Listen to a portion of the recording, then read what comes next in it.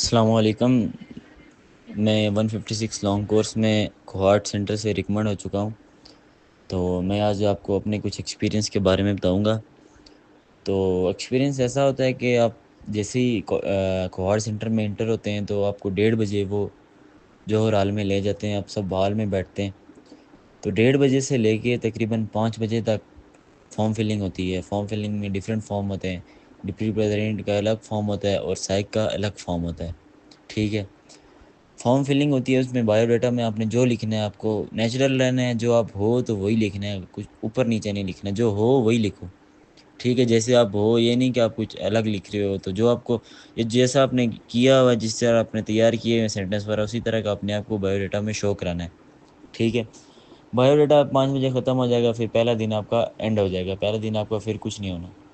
फिर उसके बाद अगले दिन होता है साइक का डे। साइक का डे होता है, आपको सुबह सवेरे बुलाते हैं हॉल में, पूरा बैच होता है इकट्ठा। पूरा बैच इकट्ठा होता है तो वहाँ वो आपको साइक टेस्ट देते हैं, जो आप ये प्रैक्टिस करते हैं, वैट हो गया, सीटी, SRT, pointer story, picture story वगैरह जो भी है, ये आप जो करते हैं। तो ये उधर ये पहले दिन दूसरे दिन ये होते हैं जी, साइक का जो डे होता है। ठीक है। तो ये एंड होता है। उसके बाद ओपीआई और मैट होता है। ओपीआई ओरल प्रोफिशिएंसी इंटरव्यू और मैट मैकेनिकल एप्टीट्यूड टेस्ट होता है। तो ओपीआई भी आपने याद रखना है। ओपीआई में वही लिखो, सीधी बात है, आपने जो भी लिखो आप नेचुरली लिखो, जो आप हो नेचुरली। आर्टिफिशियल बनने की कोशिश नहीं करना, क्योंकि आप वो पकड़े जाओगे। ठीक है।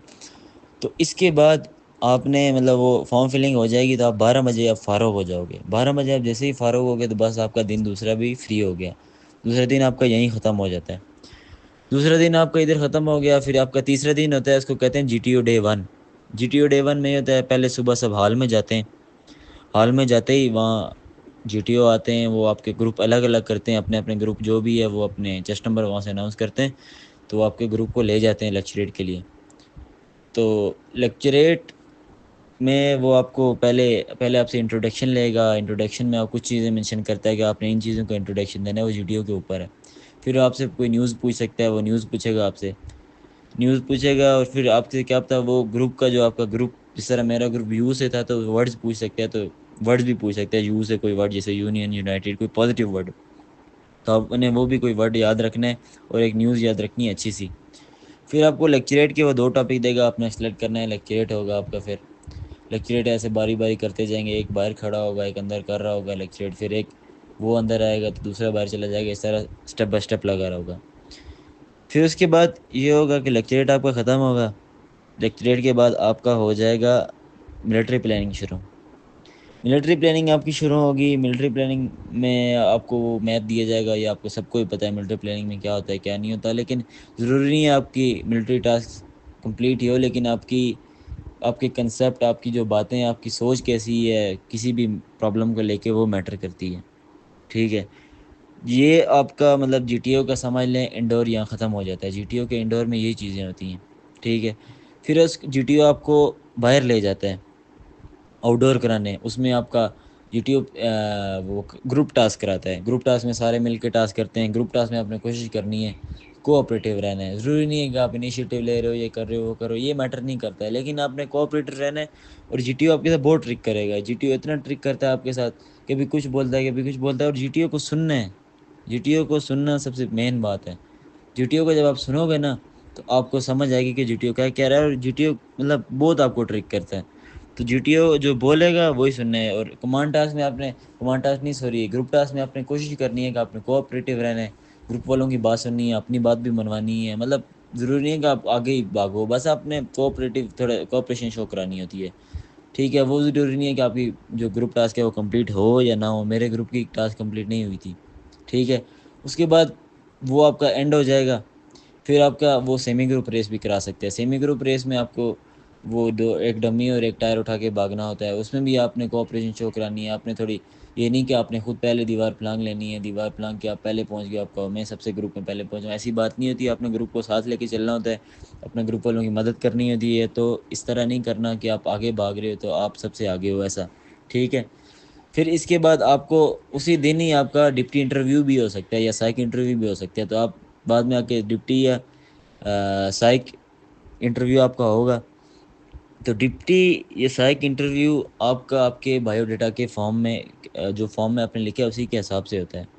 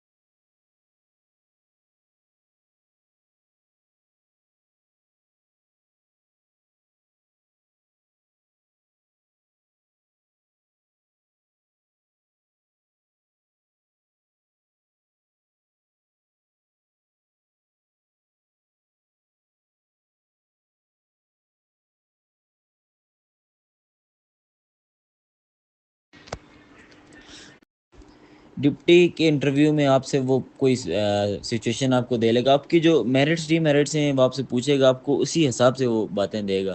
तो आपने अगर करेजियस लिखा हुआ तो क्या अब तक कोई ऐसी मतलब आपको सिचुएशन थी जिधर आपने करेज शो करनी है, और आपको बात यह है कि आपने दिमाग अपना तेज मतलब आपको सिचुएशन थी जिधर आपने करेज शो करनी है, और आपको बात यह है कि आपने दिमाग अपना तेज रखना है। मतलब समझ जाना है कि अभी ये वो क्या चीज़ मांग रहा है आपसे, क्या चीज़ वो चाहता है कि आप आंसर कैसा दो। अपने बायोडाटा के खिलाफ आपने कभी भी नहीं जाना। ठीक है, वो जनरल नॉलेज की क्वेश्चन भी पूछ सकता है, कोई और प्रॉब्लम भी पूछ सकता है, तो वो ज़रूरी नहीं है कि आपसे यही पूछेगा, कुछ भी पूछ सकता है वो। ठीक है डिप्टी।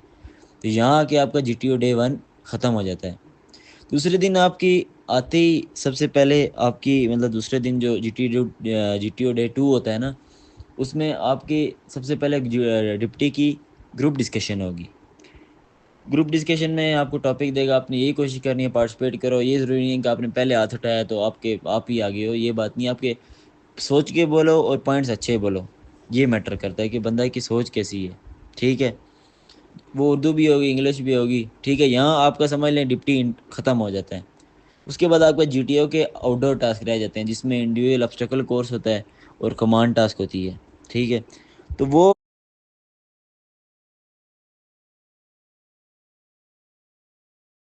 आपने अगर करेजियस लिखा हुआ तो क्या अब तक कोई ऐसी मतलब आपको सिचुएशन थी जिधर आपने करेज शो करनी है, और आपको बात यह है कि आपने दिमाग अपना तेज रखना है। मतलब समझ जाना है कि अभी ये वो क्या चीज़ मांग रहा है आपसे, क्या चीज़ वो चाहता है कि आप आंसर कैसा दो। अपने बायोडाटा के खिलाफ आपने कभी भी नहीं जाना। ठीक है, वो जनरल नॉलेज की क्वेश्चन भी पूछ सकता है, कोई और प्रॉब्लम भी पूछ सकता है, तो वो ज़रूरी नहीं है कि आपसे यही पूछेगा, कुछ भी पूछ सकता है वो। ठीक है डिप्टी। तो यहाँ आके आपका जीटीओ डे 1 ख़त्म हो जाता है।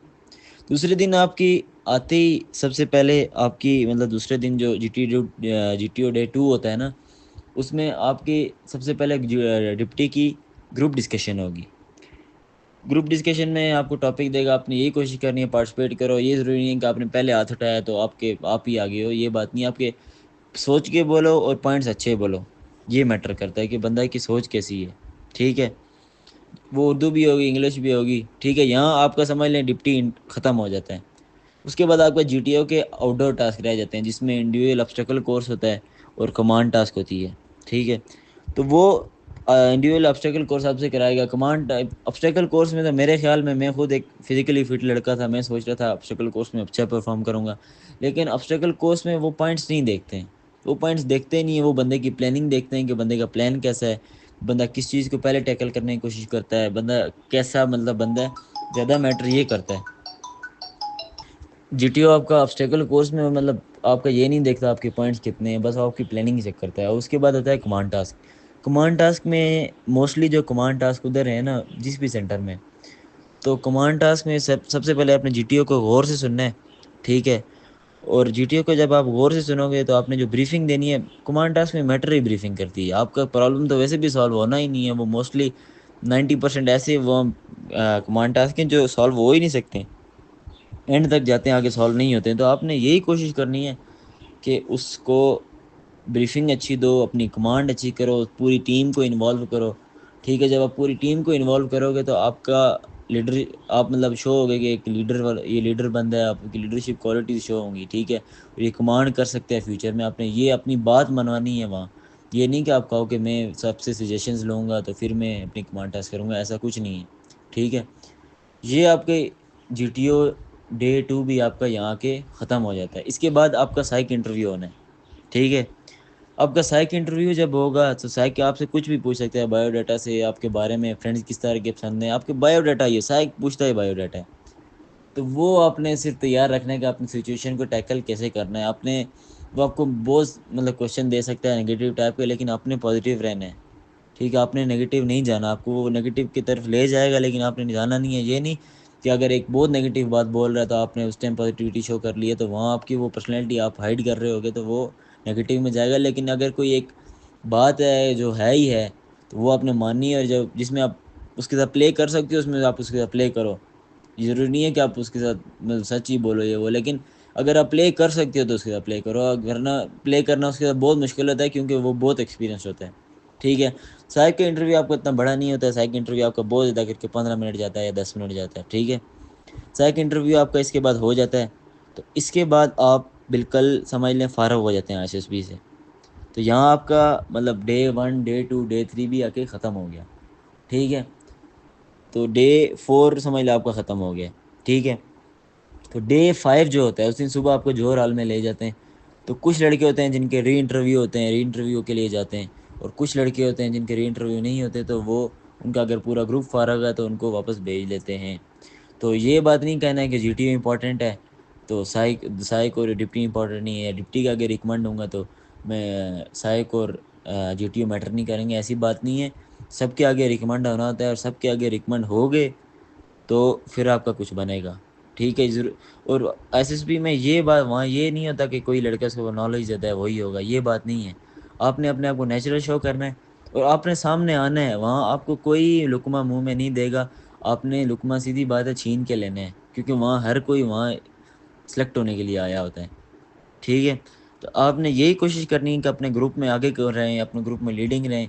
और ज़रूर ये कोई बातें कहते हैं कि वोटिंग मैटर करती है आपके, वहाँ GTO के जब टास्क एंड होते हैं वहाँ वोटिंग होती है, एक पेज होता है छोटा सा, उस पर सब अपने जो चेस्ट नंबर होते हैं ना दूसरे, उनको नंबर देते हैं। तो चेस्ट नंबर होते हैं, मैटर नहीं करते हैं चेस्ट नंबर। मैंने कमांड टास्क में अपने ग्रुप को बहुत ज़्यादा मैंने मतलब सख्ती से वो कमांड की थी ना, तो उन्होंने मुझे इतने वोट नहीं दिए थे। लेकिन वोटिंग भी ख़ास थोड़ी मैटर करती होगी, लेकिन मेरे ख्याल में इतनी मैटर नहीं करती है। और इंटरव्यू में आपने कॉन्फिडेंट रहना है। अगर आपसे उर्दू में बात कर रहे हैं तो आपने इंग्लिश में जवाब देना है, ये नहीं कि आप, और इंग्लिश आपकी फ्लुएंट होनी चाहिए। इंग्लिश जब आपकी फ्लुएंट नहीं है तो फिर आप उर्दू में ही बात करो जिसमें आप परफेक्ट बात कर सकते हो। ठीक है, तो यहाँ आपके आगे ISSB आपकी एंड हो जाती है। आपका अगर री इंटरव्यू हो गया तो री इंटरव्यू में आपके चांसेस होते हैं कि आप रिकमेंड हो सकते हो, लेकिन ज़रूरी नहीं है कि आप रिकमेंड ही हो।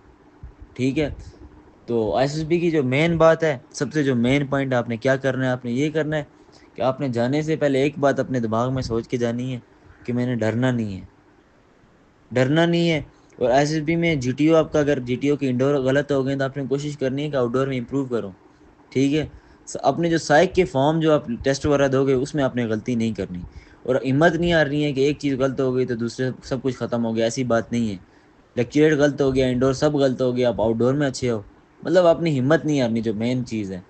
ठीक है, और पॉजिटिव सेंटेंसेस लिखने हैं हर साइकेट्रिस्ट को, मतलब ऐसे भी सेंटेंसेस नहीं लिखने के वो कहा है कि ये बिल्कुल बनावटी बंदा है, आप नेचुरल जैसे हो। मैं अगर स्पोर्ट्स में था तो मैंने मोस्टली हर जगह पे स्पोर्ट्समैनशिप और स्पोर्ट्स के ऊपर ही मैंने किया है, जो मेरी स्पोर्ट्समैनशिप को दिखाती है कि मैं स्पोर्ट्समैन था। ठीक है, तो आपने अपनी क्वालिटीज़ को देखना है और उसी हिसाब से अपनी SSB देनी है, और डरना नहीं है, जो सीधी बात है। डरोगे तो फिर आप वहाँ प्रेशर लोगे, आप फंसोगे। ठीक है, तो यही मेरा एक्सपीरियंस था, तो थैंक यू। अस्सलाम वालेकुम। मैं 156 लॉन्ग कोर्स में कोहार्ट